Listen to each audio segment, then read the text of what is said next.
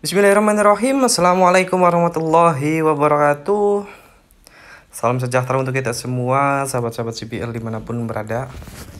Baik, dalam kesempatan kali ini ya, ini finalisasi dalam hal pembuatan makalah personal. Ya, bisa juga digunakan atau sebagai referensi untuk sahabat-sahabat ya yang sedang mengikuti seleksi sebagai anggota Bawaslu Kabupaten Kota di daerahnya masing-masing. Oke, untuk itu dalam hal ini karena ini merupakan video terakhir ya.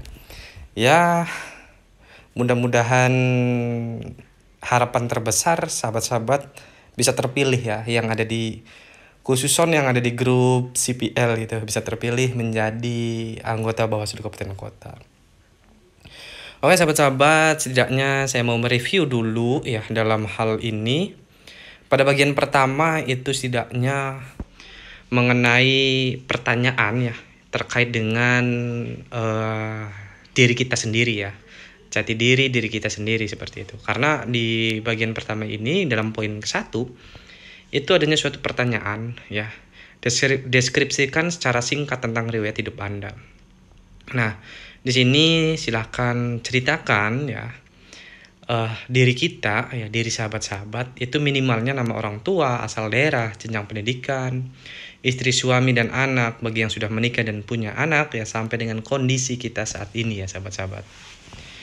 Nah, kalau ini punya saya, contohnya nama saya Ahmad Carto ya, dilahirkan pada tanggal, bulan, tahun ya di kabupaten provinsi dari pasangan suami istri yang bernama ya saya Nursiah dan almarhum ibu saya bernama Dasmi. Kemudian tepat pada tanggal ya bulan tahun saya menikah dengan seorang wanita bernama Eza Azkia. Saya menempuh pendidikan dasar dari SD sampai dengan SMA di kabupaten. Menurut teman-teman dan guru di sekolah saya terbilang anak yang aktif baik di organisasi maupun di kegiatan belajar mengajar. Namun terkadang saya sering dihukum karena sedikit jahil. Jadi saya bercerita di sini tidaklah normatif ya, agak sedikit ya kita bercerita waktu dulu sajalah kayak gitu ya.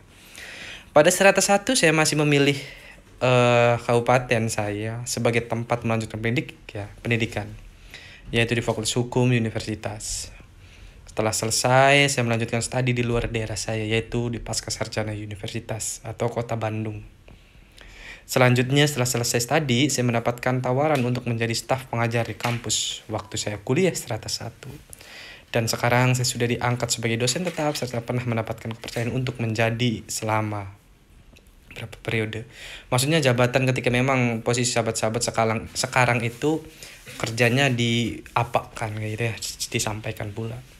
Kemudian dalam poin 1 angka 2-nya ya, itu ada suatu pertanyaan.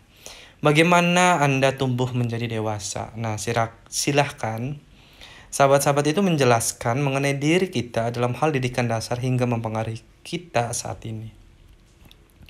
Ini contoh saya. Saya dibesarkan bersama-sama dengan kakak laki-laki saya dalam keluarga yang sederhana, utuh, religius, dan penuh dengan kebahagiaan.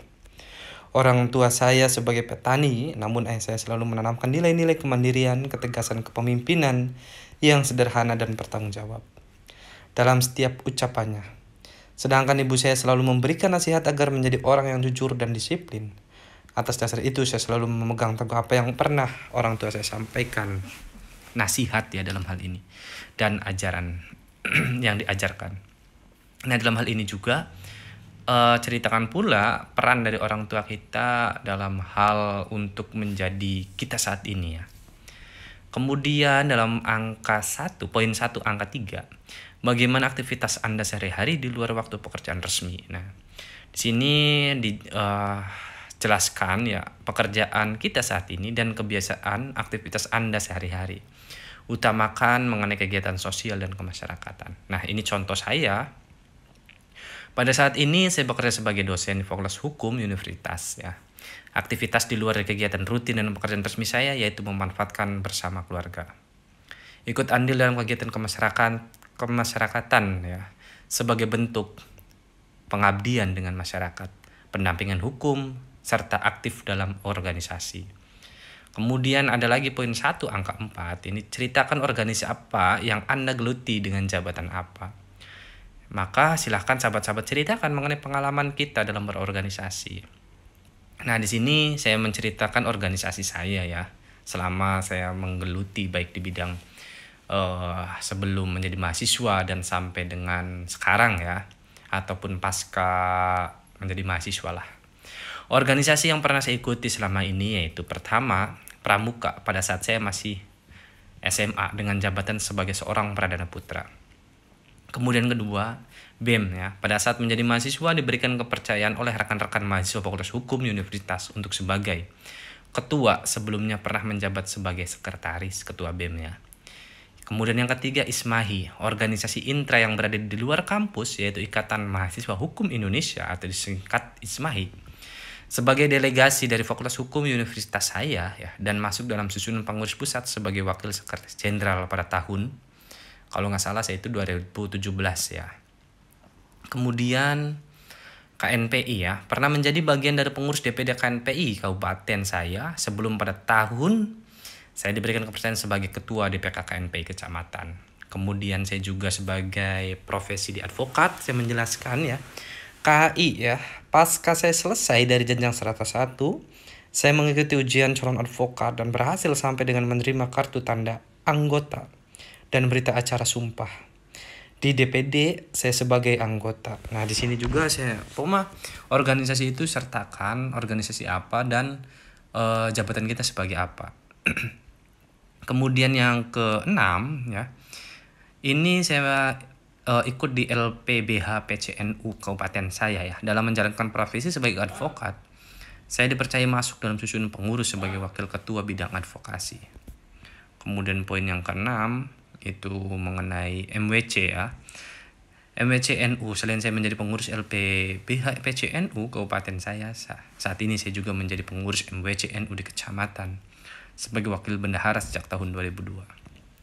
Nah, kemudian pada poin 1 angka 5 itu setidaknya sahabat-sahabat ada pertanyaan. Sebutkan minimal 3 orang nama ya, 3 nama orang selain keluarga dan kerabat kerja kantor, dan ceritakan bagaimana berinteraksi dengan orang tersebut.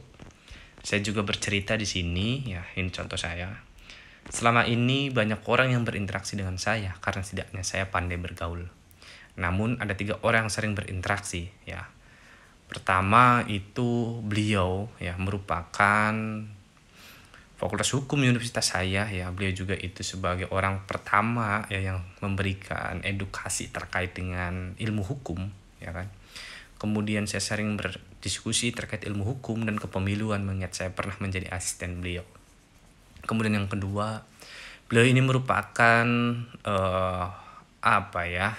jadi pengadilan tata usaha negara lah ya, Kota Jakarta. Awal kami berinteraksi pada saat sama-sama menjalani pendidikan strata 2 sampai sekarang. Kami masih berinteraksi walaupun melalui media telepon atau WhatsApp. Topik yang sering kita bicarakan mengenai isu-isu hukum saat ini, ya kan, seperti itu. Kemudian ketiga, beliau merupakan seorang tenaga ahli di suatu instansi, kemudian pada divisi hukum dan penyelesaian sengketa. Awal kami bertemu pada saat acara rapat koordinasi nasional atau Rakornas di Malang ya, dan secara bersamaan ternyata kami lahir dari organisasi yang sama sewaktu kuliah. Kami masih berkomunikasi dan berdiskusi terutama seputar penyelesaian sengketa pemilu. Jadi ceritakan kita ketemu di mana, kemudian kita sampai sekarang itu masih komunikasi enggak, kan kayak gitu, komunikasinya via apa, kemudian kita berdiskusinya tentang apa, interaksi itu ya sahabat-sahabat sekalian. Kemudian di poin 2 angka 1 itu dan poin 2 angka 2 ya, ada suatu pertanyaan. Apakah terdapat orang yang pernah atau masih menjadi acuan kuat dan sampai sekarang ya tentang nilai-nilai atau karakter? Kemudian yang kedua, bila ada siapa mereka dan ceritakan. Di sini dalam poin 2 angka 1 dan angka 2 itu diserahkan terhadap kawan-kawan ya sahabat-sahabat sekalian. Apakah dalam menjawab itu bisa dilakukan satu persatu ataukah memang digabung ya, dikumulatifkan? Kalau saya sih untuk mendeskripsikannya digabung sahabat-sahabat sekalian. Nah, ini contoh saya ya. Orang-orang yang saya kenal selama ini banyak yang mempengaruhi hidup ya. Banyak yang mempengaruhi hidup saya terkait nilai-nilai kebaikan dan karakter. Sampai saat ini yaitu orang tua saya, tenaga pendidik, guru atau dosen, dan istri saya. Itu ya sahabat-sahabat sekalian. Kemudian dalam poin 2 angka 3 ya, nilai atau karakter yang bagaimana menjadi acuan teladani dan Anda praktekkannya. Saya memberikan clue, jelaskan mengenai karakter yang sebagai acuan dan diteladani serta dipraktekkan oleh kita kepada anak-anak kita atau lingkungan kita ya sahabat-sahabat sekalian. Ini contohnya nilai-nilai yang menjadi acuan dan teladani, yaitu mengenai kemandirian, ketegasan, kejujuran, amanah, bertanggung jawab, dan kesederhanaan yang sampai saat ini saya praktekkan baik di lingkungan keluarga, masyarakat, dan sivitas akademik. Seperti itu ya sahabat-sahabat sekalian. Kemudian dalam poin 3 angka 1 ya, yakinkah Anda berintegritas, bebas dari korupsi, kolusi, nepotisme? Jelaskan bahwa kita ini mempunyai prinsip berintegritas yang sangat tinggi sahabat-sahabat ya. Ini contohnya ya. Sampai saat ini saya masih merasa yakin bahwa saya berintegritas, bebas dari korupsi, kolusi, dan nepotisme. Karena hal tersebut sudah saya terapkan dalam kehidupan saya sehari-hari. Terlebih pada saat saya menjadi dosen ya, mengajarkan nilai-nilai integritas. Kemudian pada poin 3 angka 2 ya. Jika diberikan skor nilai 0 sampai 100 yang menggambarkan skor integritas kita ya, skor integritas Anda dengan skala 100% sangat berintegritas dan 0% sangat tidak berintegritas. Berapa persentase ya integritas kita? Berikan skor, ya, ini clue-nya ya, berikan skor dan jelaskan alasan kita, namun jangan berikan skor yang sempurna alias 100%. Maka saya memberikan suatu contoh ya, atau referensi untuk sahabat-sahabat sekalian itu. Jika memang saya diminta untuk menilai diri saya sendiri, maka skor yang diberikan adalah 90 dari rentang skor 0 sampai 100. Karena tidaklah mungkin saya menilai diri saya dengan skor 100. Iyalah ya, kita diminta untuk menilai diri kita tapi kita menganggap kita ini sempurna. Ya nggak masuk akal ya sahabat-sahabat ya. Karena yang bisa menilai diri kita gimana-gimana itu ya adalah orang lain seperti itu. Maka jangan berikan 100% karena itu bisa jadi celaka untuk kita sendiri lah, kayak gitu, jebakan untuk kita sendiri. Kemudian poin 3 angka 3 ya, jelaskan skor nilai integritas Anda. Mengapa Anda menilai integritas Anda demikian? Jelaskan bahwa tidaklah mungkin ada manusia yang sempurna serta tidak mungkin memberi skor 100 untuk diri sendiri, karena alangkah baiknya orang lain yang menilai diri kita dan coba untuk meyakinkan bahwa kita ini berintegritas. Di lain sisi kita tidak memberikan integritas kita 100%, tapi di lain sisi bahwa kita ini 100% untuk berintegritasnya sangat tinggi. Seperti itu. Ini contoh punya saya. Argumentasi yang dapat saya sampaikan ya atas penilaian tersebut ya, yaitu pertama, saya meyakini bahwa tidak ada manusia yang sempurna dan saya masih merasa banyak kekurangan. Untuk itu, saya jadikan sebagai motivasi saya agar terus belajar lagi. Kemudian yang kedua, saya memahami utama dari integritas seorang adalah kejujuran dan karakter. Oleh karenanya, berdasarkan evaluasi dari rekan-rekan sejawat, saya mempunyai kejujuran dan karakter yang kuat. Yang ketiga, saya berpandangan atau menganggap tidak semua kebenaran dan kenyataan itu harus diungkapkan secara terbuka. Itu sahabat-sahabat sekalian ya. Dalam referensi pembuatan makalah bagian pertama, tidaknya itu punyanya saya ya. Itu bisa sahabat-sahabat kembangkan dengan demikian rupa oleh ya sahabat-sahabat sendiri ya. Kayak gitu dong, maksudnya lebih detailnya. Kalau ini kan hanya sekedar contoh, nanti sahabat-sahabat membuat. Karena mengingat besok ini adalah tanggal 26 Juni itu merupakan hari terakhir untuk pembuatan makalah dan hari terakhir persiapan kita untuk mengikuti CAT ya kan. Kemudian dalam bagian kedua di sini terdapat suatu pernyataan ya. Penyelenggaraan pemilihan umum dan pemilihan gubernur dan wakil gubernur, bupati dan wakil bupati atau wakil wali kota dan wakil wali kota seringkali terjadi pelanggaran, kecurangan, manipulasi, dan berbagai modus operandi yang seolah-olah tidak dapat terelakkan. Ada pelanggaran yang bisa ditoleransi dan ada pelanggaran yang tidak bisa ditoleransi. Kemudian muncul suatu pertanyaan ya, setujukah Anda atas pernyataan di atas? Maka saya kasih clue terhadap sahabat-sahabat sekalian. Jelaskan oleh saudara apakah setuju atau tidak dengan pernyataan tersebut. Saran saya sih tidak setuju ya. Contohnya ini, saya tidak sependapat dengan pernyataan Anda. Dengan pernyataan, ada pelanggaran yang bisa ditoleransi dan ada pelanggaran yang tidak dapat ditoleransi. Dalam hal kecurangan atau manipulasi pada penyelenggaraan pemilihan umum dan pemilihan gubernur, wakil gubernur, bupati dan wakil bupati, dan atau wali kota dan wakil wali kota. Seperti itu ya, saya berpendapat ya tidak sependapat terkait dengan adanya pelanggaran yang bisa ditoleransi, seperti itu. Kemudian poin 2-nya, jelaskan dan uraikan alasannya yang disertai contoh pada kasus-kasus pernah diketahui dan dialami. Maka saya kasih clue terhadap teman-teman. Jelaskan oleh saudara ya mengenai poin 1. Bila tidak setuju maka diuraikan, bila setuju diuraikan pula. Dalam hal ini saya berpendapat tidak setuju. Maka ini contoh ketika penolakan atau ketika tidak setuju ya menurut saya. Alasan saya tidak setuju terkait pernyataan saya adalah, pertama, sikap mentoleransi suatu tindakan kecurangan atau manipulasi dalam bentuk dan ukuran apapun akan membawa dampak buruk pada perilaku, budaya, dalam hal ini kesadaran hukum masyarakat.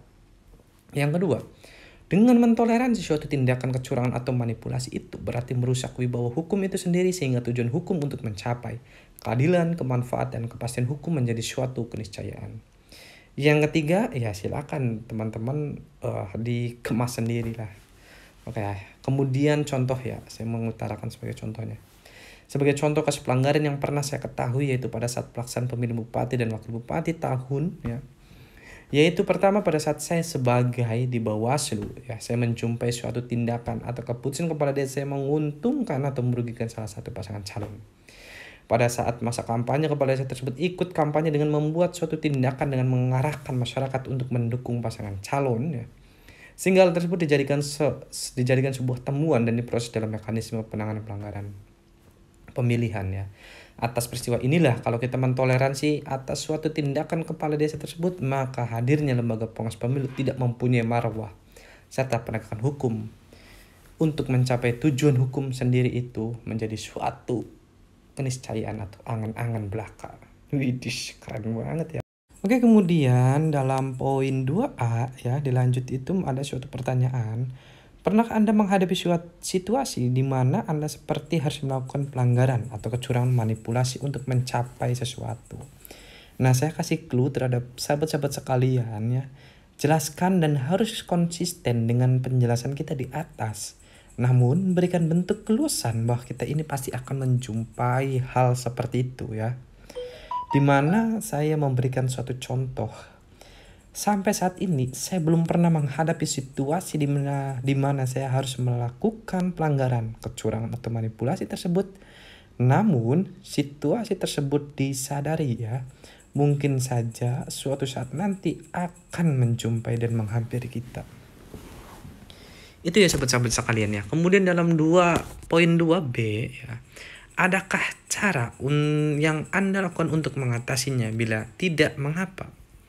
Jelaskan cara kita untuk mengatasi dengan meningkatkan suatu hal ya. Misalnya integritas kita. Di sini saya memberikan contoh terhadap sahabat-sahabat sekalian. Sebagai langkah antisipasi agar tidak terjadi, maka saya selalu menanamkan dan meningkatkan nilai-nilai keimanan dan integritas saya. Karena nilai-nilai inilah yang saya yakini bisa menjaga konsistensi untuk bertaubat dan bertindak benar. Tindak benar ya, bukan tidak benar, tapi tindak benar. Itu bisa nanti sahabat-sahabat kembangkan narasinya lebih lanjut.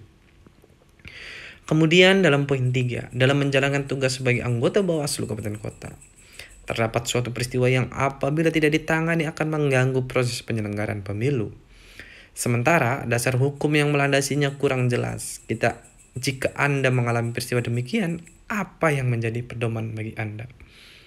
Jelaskan menurut kita ketika adanya pelanggaran yang dasar ya, yang dasarnya kurang jelas, maka saran saya itu mengambil putusan pada rapat pleno. Ini contohnya ya. Ketika saya dalam menjalani tugas sebagai Bawaslu Kabupaten Kota dihadapkan dengan peristiwa demikian, maka langkah yang saya ambil yaitu pertama, melakukan kajian terlebih dahulu dari kasus tersebut ya. Silakan dikembangkan. Kemudian yang kedua, sebelum melakukan konsultasi atau berkoordinasi, saya akan melakukan pleno dengan pimpinan Bawaslu Kabupaten Kota. Dalam hal itu rekan kita ya. Terlebih dahulu, apapun hasilnya, keputusan harus diambil melalui mekanisme rapat pleno. Ya. Dalam hal ini, keputusan yang diambil harus sesuai dengan koridor ya, prosedurnya, kayak gitu. Apabila dalam rapat pleno tersebut perlu adanya penguatan, maka sebelum mengambil keputusan harus berkonsultasi atau berkondisi dengan Bawaslu Provinsi atau Bawaslu RI. Mengingat lembaga pengawas pemilu merupakan lembaga yang mempunyai garis vertikal ya. Oke, selanjutnya dalam bagian ketiga ini setidaknya ada beberapa pertanyaan ya. Dalam hal ini silahkan bagi sahabat-sahabat bisa dikemas itu untuk menjawabnya, bisa dinarasikan satu persatu atau kalau memang bisa dikumulatifkan ya. Dalam hal ini saya sih coba untuk mengkumulatifkan dalam hal menjawabnya ya, atau dalam hal menarasikannya. Di sini ada pertanyaan, pernahkah Anda melakukan kegiatan pada bidang sosial, politik, ekonomi, dan atau budaya ya yang penting menurut Anda? Uraikan tujuan kegiatan penting tersebut, sebagai apa dan berperan dalam kegiatan tersebut. Bagaimana pengaruh yang dihasilkan bagi kehidupan bermasyarakat dan negara, jelaskan. Apakah terdapat dukungan atau kendala yang dihadapi untuk mencapai tujuan yang yang diimpikan? Jelas apa ekspektasi Anda ke depan dari kegiatan tersebut. Untuk pertanyaan angka 1 ini bisa secara deskripsi langsung atau dengan satu poin ya. Dalam hal ini saya akan memberikan contoh menjawab pertanyaan ini secara deskripsinya langsung. Dalam hal ini tadi kumulatif, namun menjelaskannya nanti per bidang ya, seperti. Nah, ini contoh saya. Saya pernah melakukan kegiatan dalam bidang sosial, politik, ekonomi, dan budaya dari seluruh jenis kegiatan yang pernah dilakukan. Saya menganggapnya penting dan tentunya dapat memberikan nilai manfaat baik untuk diri sendiri maupun orang lain, bahkan terhadap negara. Adapun dari kegiatan yang pernah saya lakukan tersebut yaitu pertama, kegiatan sosial. Itu terkait dengan khitanan massal. Kegiatan ini saya laksanakan bekerja sama dengan pemerintah desa sebagai agenda rutinan tahunan dari tahun 2021, 2022, dan 2023. Dalam hal ini saya berperan sebagai panitia dan donatur kegiatan tersebut untuk membantu sebagian masyarakat yang kurang mampu yang memiliki anak laki-laki belum dikhitan. Adanya khitan masalah ini masyarakat ya sangat merespon dengan baik. Selain itu, dengan pelaksanaan khitan masal ini, besar harapan saya di kemudian hari pemerintah dapat menjangkau program tersebut yang merupakan satu kesatuan dengan program BPJS. Jadi dalam satu kegiatan sosial ini setidaknya bisa menjawab dari pertanyaan poin 1A sampai 1F ini, seperti itu. Tujuannya apa, kita berperan sebagai apa, kemudian hasilnya apa, harapannya apa, kalau ada kendala-kendalanya apa, ya kalau ekspektasi nanti ekspektasinya seperti apa. Kemudian kegiatan politik ya. Untuk kegiatan politik ini saya pernah menjadi bagian tim survei pada saat saya menjadi mahasiswa. Saya pernah mengikuti pelatihan tim survei dari LIPI ya. Kegiatan tersebut saya ikuti untuk mengetahui tingkat kepuasan masyarakat dengan pemerintah. Pada saat itu, serta untuk survei mengenai calon presiden potensial yang diinginkan oleh masyarakat. Selama mengikuti survei ini setidaknya saya mengalami kendala dalam hal respon masyarakat yang dinilai adanya pembagian bansos. Dulu saya pernah jadi tim survei itu ya, datengin ke masyarakat karena basisnya kakak ya, sesuai dengan titik koordinat yang telah ditentukan ya. Nah, pada saat itu saya dikira mau bagi-bagi bansos ya kan teman-teman. Jadi kebanyakan ada yang mau dan ada yang enggan seperti itu. Kemudian pengaruh yang didapatkan bagi masyarakat, menurut saya setidaknya mengetahui respon dari masyarakat mengenai harapannya untuk pemerintahan yang akan mendatang, serta berdampak baik pula sebagai bahan masukan kepada pemerintahan yang akan mendatang atas hasil survei yang telah didapatkan. Bisa pula sertakan pengalaman politik di kampus, desa, atau pengalaman menjadi pengawas penyelenggara pemilu. Nah itu ya. Tadi untuk kegiatan politik itu saya pertama menyertakan kegiatan mengenai pernah menjadi tim survei. Kemudian yang kedua, saya nanti akan menjelaskan mengenai pengalaman menjadi panitia pengawas pemilu ya, saya juga mau sertakan seperti itu, ataupun menjadi kader pensuksesan dalam hal kepala desa ya, itu juga kita bisa disampaikan di makalah ini. Kemudian bidang ekonominya ya, pengurus koperasi desa. Pada bidang ekonomi ini saya menjadi kegiatan dari pengurus koperasi desa, merupakan unit usaha dari BUMDes ya. Tujuan dari kegiatan tersebut adalah membantu petani dalam mendapatkan akses modal dan memfasilitasi penjualan gabah pasca panen dengan harga yang sesuai standar atau layak. Kemudian padi tersebut diolah menjadi beras, ya, dan kami menjual kembali baik untuk masyarakat ataupun pihak terkait masih dalam pengembangan.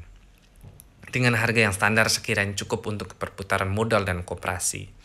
Kendala yang sering dihadapi terkait dengan situasi alam yang mempengaruhi hasil dari petani, sehingga kondisi padi yang kurang maksimal. Hadirnya koperasi sangat direspon baik oleh masyarakat. Harapan saya hadirnya koperasi ini dapat meningkatkan kesejahteraan masyarakat dengan menerapkan prinsip dari kita oleh kita untuk kita.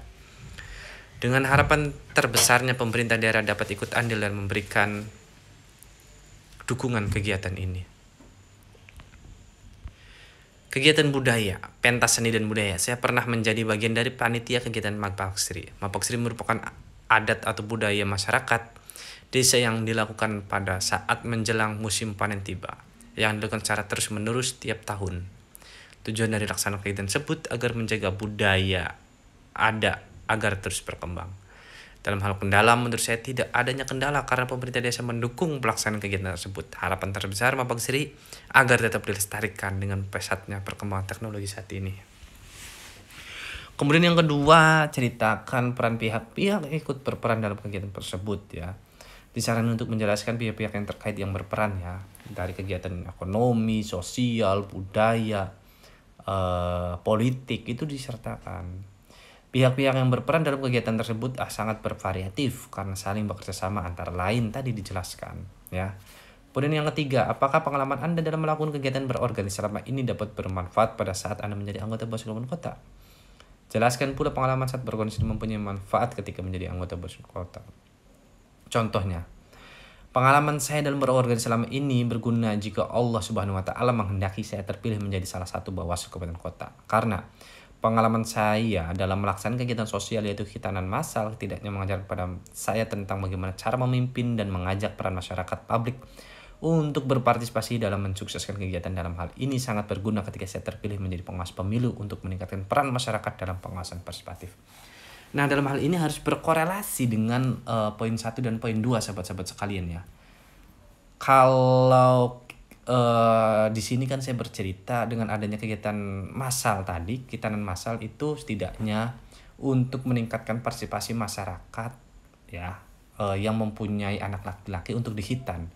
Nah, di sini pula korelasi ketika nanti saya terpilih menjadi anggota Bawaslu Kabupaten Kota, yaitu mempunyai setidaknya mempunyai harapan ataupun setidaknya punya pengalaman untuk meningkatkan partisipasi pengawasan partisipatif, meningkatkan pengawasan partisipatif masyarakat, kayak gitu. Jadi harus mempunyai korelasi, ya.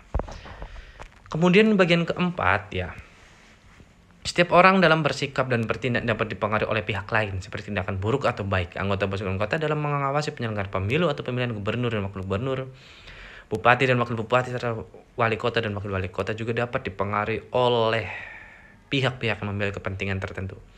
Kepentingan yang dimaksud dapat sejalan atau tidak sejalan dengan misi Bawaslu. Pihak manakah yang menurut Anda dapat dijadikan mitra kerja dalam mendukung misi Bawaslu, dan sebaiknya pihak manakah yang patut diwaspadai mengganggu misi Bawaslu.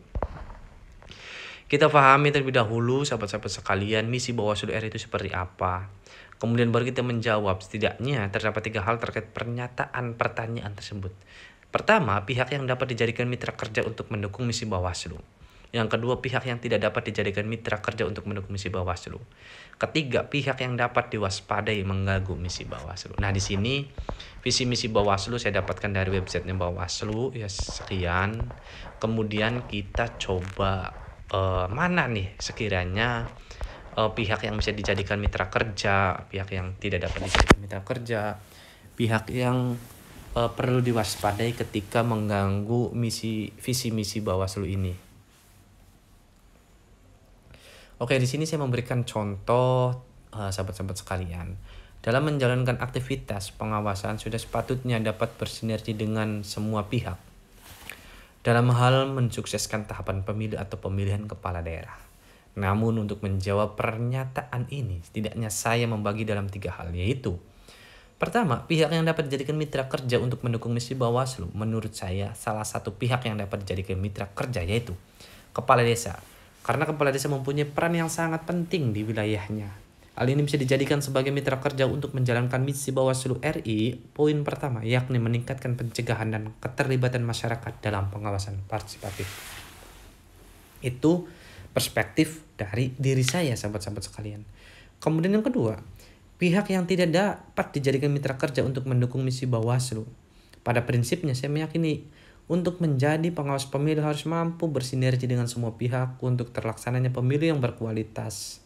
Namun jika diminta untuk menjauh pihak yang tidak dapat dijadikan mitra kerja, saya berpendapat bahwa menjawab pernyataan tersebut tidak dinaifkan bahwa ada pihak yang harus kita tidak dapat dijadikan mitra kerja, yaitu KPU menurut saya, sahabat-sahabat ya.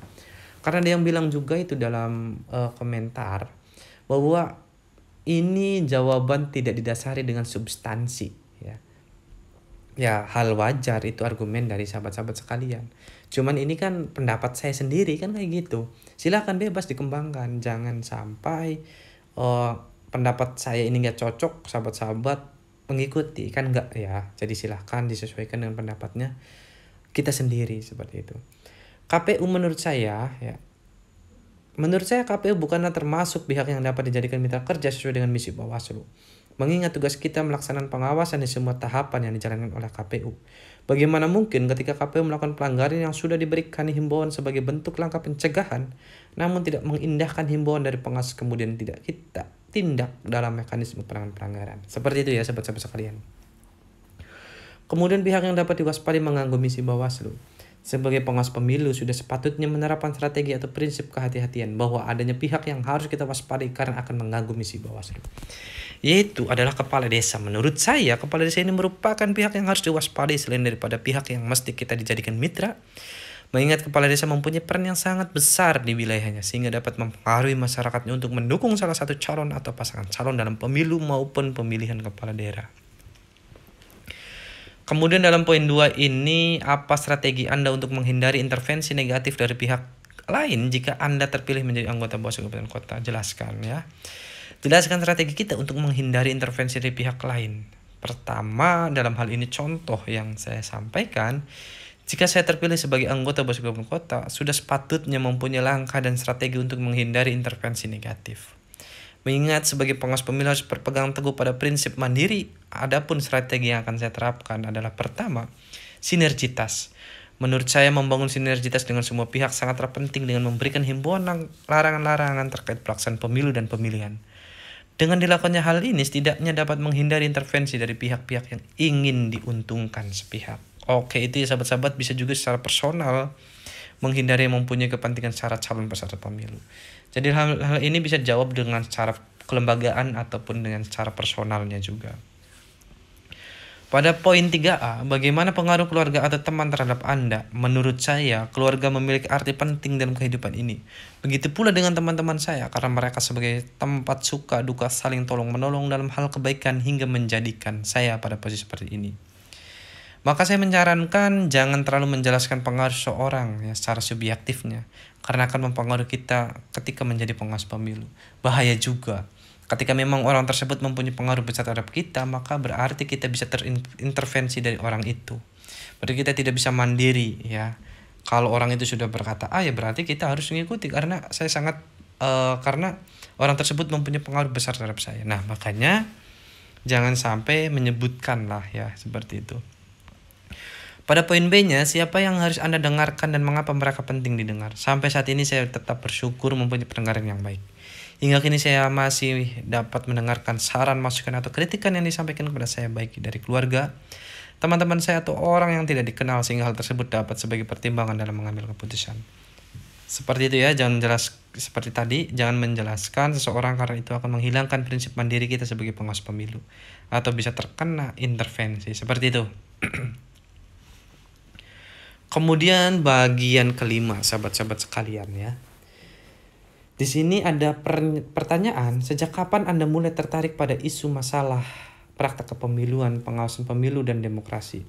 Mengapa demikian Anda tertarik ya? Jelaskan awal mula kita ketertarikan dengan isu kepemiluan.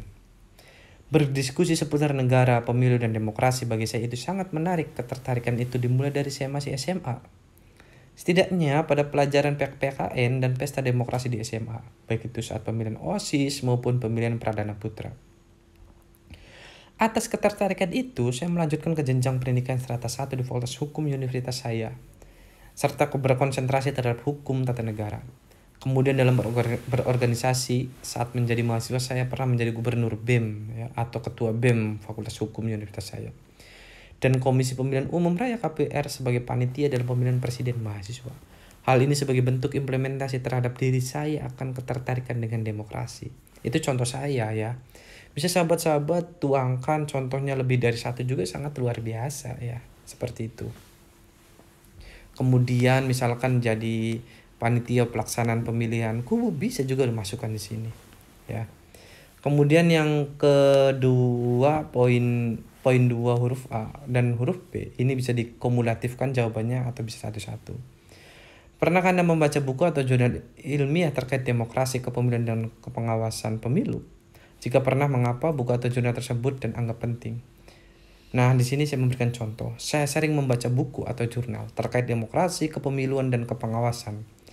Menurut saya hal itu sangat penting karena buku sebagai jendela dunia. Artinya dengan membaca buku selain menambah wawasan maka dapat pula memberikan cara pandang atau strategi-strategi pengawasan, pencegah dan penindakan yang akan dilakukan. Kemudian poin 3-nya, buku atau jurnal apa yang selain terkait kepemiluan, kepengawasan pemilu dan demokrasi yang Anda baca, sebutkan. Di sini saya menjelaskan profesi saya sebagai pendidik dituntut untuk terus membaca buku atau jurnal mengenai hukum serta untuk memperkaya pemahaman terhadap ilmu hukum dan penegakan hukum. Setidaknya buku yang pernah saya baca yaitu terkait dengan buku dengan judul Legal Drafting, Teori dan Praktek Penyusunan Peraturan Perundang-undangan. Nah, di sini juga silakan sahabat-sahabat jelaskan intisari dari buku ini dan kemudian sebagai bahan teman-teman dan nanti korelasinya ketika nanti menjadi pengawas. Ya, contohnya di sini legal drafting itu ya setidaknya membahas mengenai konsideran ya, dasar hukum, kemudian bagaimana cara membuat keputusan juga masuk, ya kan, pertimbangan dan sebagainya. Jadi sekiranya baca buku-buku itu yang sekiranya nanti ada pengaruh terhadap kita menjadi anggota Bawaslu Kabupaten Kota. Kemudian poin 4A dan 4B-nya. Jika Anda pernah membaca buku atau jurnal terkait demokrasi, kepemilian, dan pengawasan pemilu, maka kemukakan judul buku atau jurnal yang Anda baca. Pembahasan mengenai demokrasi, pemilu, dengan pengawasan sangatlah menarik terhadap diri saya sebagai bahan diskusi dan penambahan wawasan. Tidaknya, buku atau jurnal yang saya baca yaitu pertama, Filsafat Pemilu untuk Pemilu Bermartabat, yaitu karya dari Prof. Muhammad, dan yang kedua Menuju Peradilan Pemilu, yaitu karya dari Fritz Edward Schreger, Demisioner Bawaslu RI tahun 2012-2017. Silakan sahabat-sahabat jelaskan dari intisari buku ini ya, ataupun buku-buku sahabat yang sahabat pilih atau sahabat baca dalam hal buku seputar kepemiluan, ya kan. Intisarinya seperti apa, bukunya dari mana, terbitannya siapa, seperti itu ya. Kemudian korelasinya ketika menjadi pengawas itu perlu sahabat-sahabat ya. Kemudian dalam poin 5A dan 5B ya kan. Itu pernahkah Anda menulis buku ya terkait dengan jurnal atau artikel mengenai demokrasi, kepemilian dan pengawasan? Jika Anda pernah, apa dan di mana secara basis argumentasi buku atau jurnal artikel itu? Saya memberikan contoh sahabat-sahabat sekalian ya. Ketertarikan saya terhadap demokrasi, kepemiluan dan pengawasan pemilu tidaklah sebatas untuk menambah wawasan saja. Melainkan atas ketertarikan tersebut saya mencoba untuk mengaktualisasikan dari beberapa literasi yang saya pahami untuk dikembangkan dalam sebuah konsep atau dasar kajian analisa kasus dalam bentuk bukunisasi atau jurnalisasi. Setidaknya saya pernah menulis buku tentang buku dengan judul Di Balik Pintu Pengawasan Pemilu 2019. Kemudian jurnal dengan judul Adjudikasi Pemilu, Jembatan Menuju Peradilan Pemilu. Di sini silakan dijelaskan kalau buku itu ya buku terbitan di siapa, ISBN-nya berapa, ya kan. Seperti itu. Kemudian isinya bagaimana, argumentasinya apa, kesimpulan ya, seperti itu. Namun hal yang penting dalam hal ini, apa yang kita tulis dalam poin 5A atau 5B ini maka harus ada di daftar riwayat hidup yang kita lampirkan ya, yang kita setorkan ke panitia tim seleksi itu. Dan kemudian terlampir pula buktinya. Jangan sampai kita menulis daftar riwayat hidup banyak, lampiran nggak ada, makalah personal nggak ditulis lagi. Apalagi makalah personal banyak menulis, daftar riwayat hidup nggak ada, dan kemudian bukunya atau buktinya nggak ada lagi. Wah ya, ini bahaya sahabat-sahabat ya. Saya nyarankan harus sesuai ya dengan apa yang kita kumpulkan, apa yang ditulis dalam daftar riwayat hidup, dengan makalah itu harus sesuai. Jangan sampai nanti jadi makalah opini. Oke, ini yang ditunggu-tunggu terkait dengan bagian ke-6, sahabat-sahabat sekalian. Ini bagian yang terakhir dalam pembuatan makalah. Di sini, apakah visi dan misi Anda jika terpilih sebagai anggota Bawaslu Kabupaten Kota? Contoh ini punya saya ya. Apabila pertanyaan tersebut diberikan terhadap diri saya, maka saya jawab tidak mempunyai visi misi. Karena Bawaslu Kabupaten Kota akan menjalankan visi dan misi Bawaslu Republik Indonesia. Sebagai bentuk lembaga yang mempunyai garis vertikal, tidaklah mungkin Bawaslu Kabupaten Kota dengan Bawaslu RI mempunyai visi dan misi yang berbeda. Namun apabila yang ditanyakan mengenai harapan, maka saya akan menjawab harapan saya. Ya kan, kayak gitu. Jadi di sini saya bercerita, memberikan penjelasan gimana jadinya kalau visi misi Bawaslu RI A, visi misi Bawaslu Provinsi B, visi misi Bawaslu Kabupaten Kota C. Ya bagaimana pelaksanaannya? Berarti tumpang tindih kayak gitu ya. Nanti pengennya RI kayak gini, kabupaten pengennya gini, provinsi beda lagi. Wah ya itu berat ya kan. Kalau yang namanya suatu lembaga ya harus ngikut ke yang pusat. Seperti itu argumentasi dari saya. Tapi kalau ditanyain mengenai harapan, maka pasti saya mempunyai harapan. Kan gitu ya. Maka harapannya seperti apa? Ya silakan harapannya sahabat-sahabat aktualisasikan dalam makalah ini. Begitupun dengan saya. Oke. Kemudian yang kedua, bagaimana langkah Anda dalam mewujudkan visi dan misi tersebut? Nah, saya memberikan contoh. Sebagaimana yang telah saya sampaikan di atas, untuk visi dan misi saya tidak ada. Namun langkah untuk mewujudkan harapan tersebut sudah sepatutnya ada, yaitu. Nah, karena harapan itu ada, ya, ada saya punya harapan, maka untuk menuju harapan itu pasti mempunyai langkah dan strategi, ya kan? Maka saya menulis langkah dan harapan itu. Itu sahabat-sahabat ya. Kalau visi misi saya nggak ada, tapi kalau harapan saya pasti ada. Dan langkahnya pun saya punya. Oke, kemudian yang ketiga, bagaimana penilaian Anda terhadap model pengawasan pemilu saat ini? Ini contoh punya saya. Apabila saya diminta untuk menilai mengenai model pengawasan saat ini, maka saya akan menjawab sudah baik dengan menerapkan strategi pencegahan terlebih dahulu dan menuangkan dalam bentuk peraturan Bawaslu sebagai dasar dalam menjalankan pengawasan. Silakan dideskripsikan lagi. Dan yang terakhir, bagaimanakah gagasan saudara terkait optimalisasi kerja pengawasan pemilu? Contoh punya saya. Agar lebih optimal kerja pengawasan, diperlukan peningkatan kapasitas SDM secara terstruktur baik di tingkat TPS, kelurahan atau desa dan kecamatan. Karena ya silakan dipikirkan sendiri. Karena ini terkait dengan privat juga, sahabat-sahabat, sehingga saya hanya memberikan suatu clue-nya saja ya, atau awalan. Nanti silakan sahabat-sahabat kembangkan dengan sendirinya. Oke ya. Semoga sahabat-sahabat bisa masuklah menjadi bagian dari penyelenggara pemilu, dalam hal ini Bawaslu Kabupaten Kota di daerah sahabat-sahabat untuk tahun 2023 ini.